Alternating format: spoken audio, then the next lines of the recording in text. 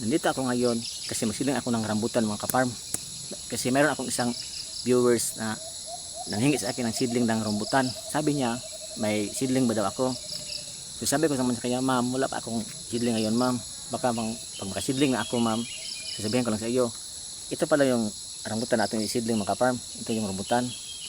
Ang rambutan na ito mga farm ay rambutan na maharlika, yung matamis at madaling kainin mga farm. Ito yon, maharlika yung rambutan mga farm.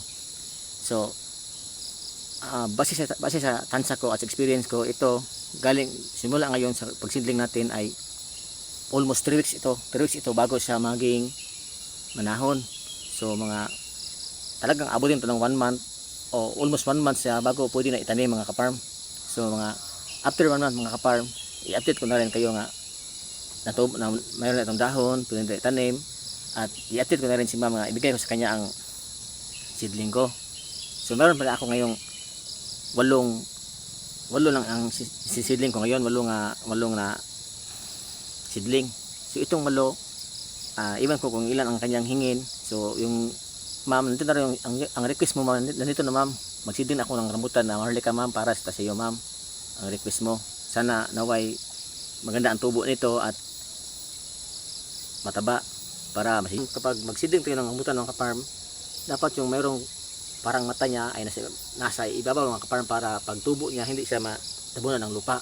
Ito mga kaparm, ito yung parang mata niya, Ganyan.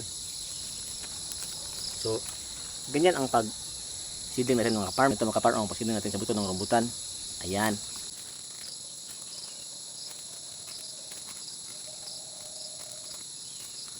Ngayon mga kaparm ng rambutan, may wala tayong seedling nito mga kaparm. Malo to.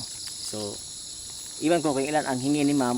So ang sobra nito ay sa iba ko ibibigay, sa iba yung gusto nito nga mga followers at viewers ko, yung gusto nito ay bibigyan ko sila. So mga